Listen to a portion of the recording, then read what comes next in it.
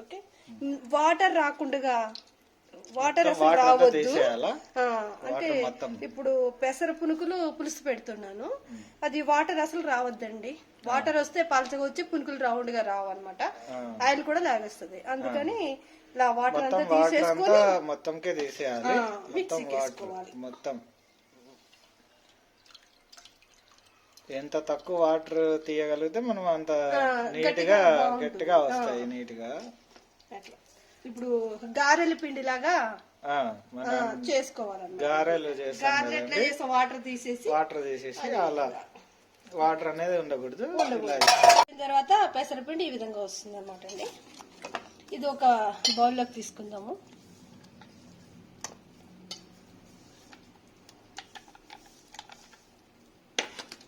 ఓకేనండి, ఇది ఇట్లా బౌల్లోకి తీసుకున్నారు. బౌల్లోకి తీసుకున్నాక ఇందులో సరిపడా కొంచెం సాల్ట్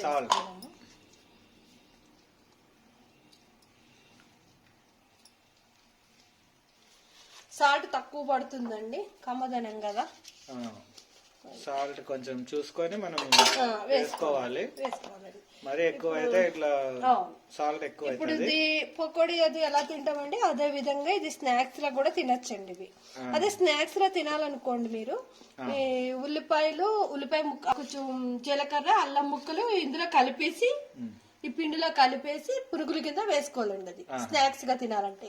స్నాక్స్ గా అయితే అల్లం ముక్కలు, ఆనియన్స్, జీలకర్ర ఇందులో కలిపేసి పునుగులు వేసుకుని తినచ్చండి స్నాక్స్.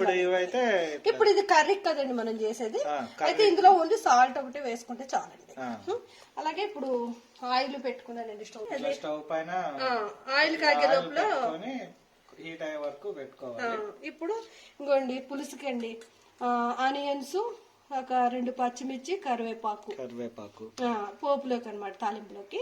ఇందులో కొంచెం జీలకర్ర, లైట్ గా మెంతులు, ఆవాలు కూడా ఇందులో వేసుకోవచ్చు, యాడ్ చేసుకోవాలి పోపులో. అలాగే కొంచెం ఇంగువ కూడా, ఇంగువ ఇష్టం ఉండే వాళ్ళు ఇంగువ వేసుకోవచ్చు, లేదంటే కానీ ఇంగువ చాలా మంచిదండి, హెల్త్ కి, అరుగుదలకి బాగుంటుంది.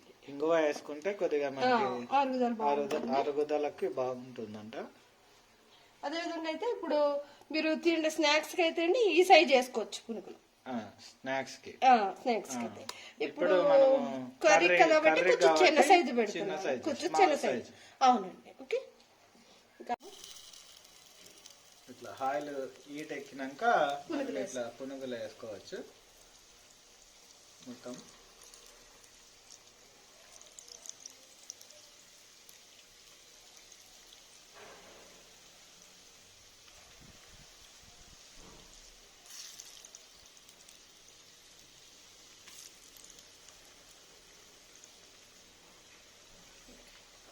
వేగిన తర్వాత తిప్పుకోవాలండి, అంటుకోకుండా కొద్దిగా వేగిన తర్వాత ఇలా మనం తిప్పుకోవాలి, అంటుకోకుండా.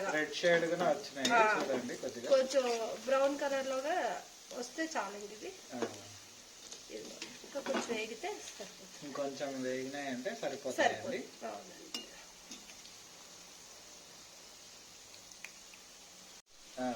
ఇదిగోండి, చూసారు కదా, కలర్ మారింది, లైట్ గా బ్రౌనిష్ వచ్చింది కదా. ఇలా చాలా ఇలా ప్లేట్లోకి తీసేసుకుందాం. ఇలా ప్లేట్లోకి తీసేసుకోవాలి. ఇవి స్నాక్స్ లో కూడా తినచ్చండి. ఏంటంటే ఇందులో కాస్త చట్నీ, ఇష్టపడే చట్నీ వేసుకోవచ్చు. నేనైతే వట్టిగా తినేస్తాను, చాలా టేస్ట్గా ఉంటాయి. చెప్పాలంటే ఉల్లి పకోడీ కన్నా కూడా పెసర పునుకులు చాలా టేస్టీగా ఉంటాయి. ముందుగా కడాయి పెట్టినాము, స్టవ్ వెలిగించుకొని అందులో ఆయిల్ వేసినారు. ఒక 2 టేబుల్ స్పూన్ల ఆయిల్ వేసుకున్నానండి. అందులోనే ఇదిగో చూడండి, ఆనియన్స్, తర్వాత జీలకర్ర, ఆవాలు, లైట్ గా మెంతులు, 2 పచ్చిమిర్చి చీలికలు చేశానండి, ఇట్లా కరివేపాకు ఇవి ఇందులో ఆయిల్లో ఫ్రై చేసుకోవాలి. ఇదిగోనండి కొద్దిగా చింతపండు అండి, ఒక చిన్న నిమ్మకాయ సైజు చింతపండు నానబెట్టుకున్నానండి బౌల్లో.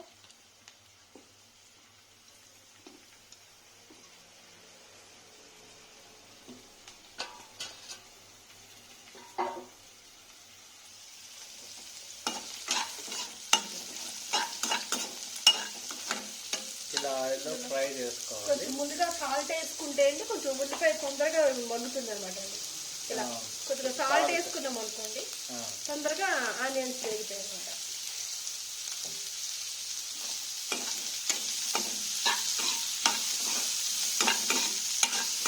ఇలా ఉల్లిపాయ వేగేంత వరకు వేయించుకోవాలండి.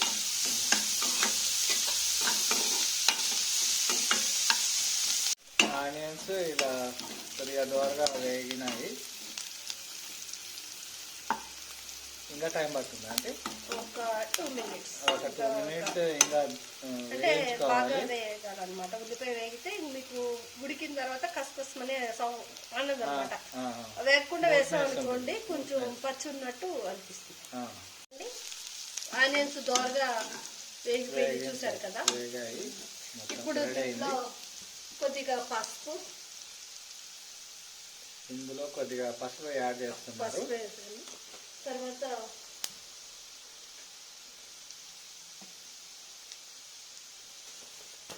కొంచెం కారం, ఒక 1/2 స్పూన్ కారం వేసుకుంటున్నానండి. కారం ఎక్కువ తినేవాళ్ళు కాస్త వేసుకోవచ్చు. కొద్దిగా తగినంత దానికి ఎంత సరిపోతుందో వేసుకోవచ్చండి. దానికి సరిపడా వేసుకోండి. మాకైతే మేము కొద్దిగా చేసుకుంటున్నాము, దానికి సరిపడా వేసాము. ఇప్పుడు ఈ చింతపండు నానబెట్టుకున్నాం కదండి.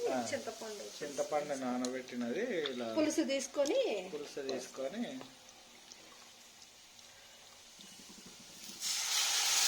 అందులో వేసుకోవాలి.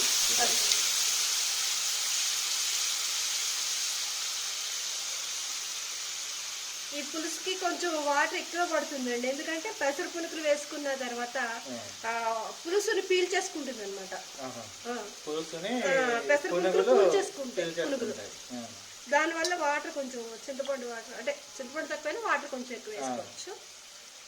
వాటర్ని కొద్దిగా యాడ్ చేసుకుంటే అదే నానిన తర్వాత ఏమవుతుందంటే దగ్గరగా అయిపోతుంది మాది.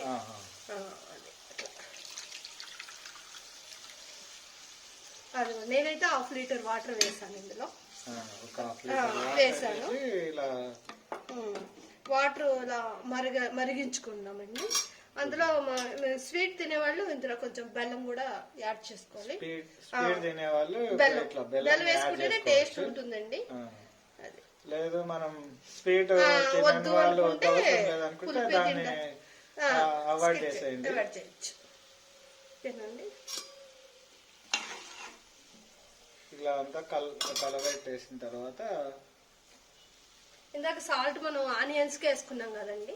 కొంచెం సాల్ట్ కొద్దిగా వేసుకుందామండి. పులుసు పోసుకున్నాం కదా, పులుసుకి దానికి సరిపడా సాల్ట్ యాడింగ్ చేసుకోండి. మనకి తక్కువ అవుతుంది అనుకుంటే యాడ్ చేసుకోండి.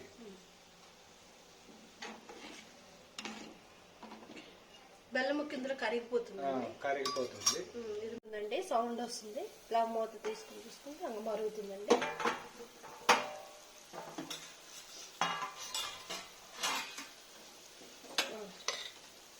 మరిగే దాంట్లో ఈ పునుగులు వేసేసుకోవాలండి.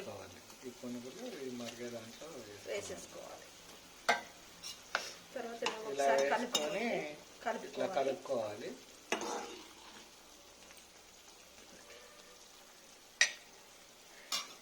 ఇప్పుడు మూత పెట్టేసుకున్నాము.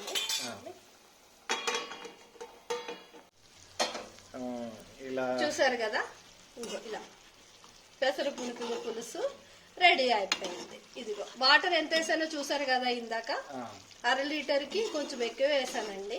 ఇంకో ఈ వాటర్ మిగిలిందండి, చూసారు కదా. అది మనకి ఈ వాటర్ కూడా లేదనుకోండి, మనకి కలుపుకోవడానికి గ్రేవీ ఉండదు. రైస్ లోకి గ్రేవీ అదిగోనండి. పునుకులు వేసిన తర్వాత ఒక 10 minutes ఉంచితే చాలండి. పునుకులు వేసిన తర్వాత దగ్గర పడిందండి. ఇప్పుడు ఒక బౌల్లోకి తీసుకుందామండి. ఇదిగోనండి, గుమగుమలాడే పెసర పునుకులు పులుసు అండి. కొంచెం ఇంకా బాగా పలచగా కావాలనుకున్న వాళ్ళు కూడా కొంచెం వాటర్ వేసుకోవచ్చండి. ఇంకా పలచగా కావాలి పులుసు లాగంటే ఇట్లా బాగుంటుందండి. ఇష్టమైతే చపాతీలకు కూడా బాగుంటుందండి.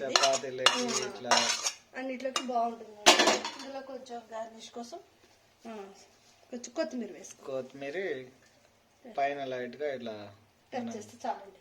అదండి, ఇదేనండి గుమగుమలాడే వేడి వేడి పెసర పునుకుల పులుసు.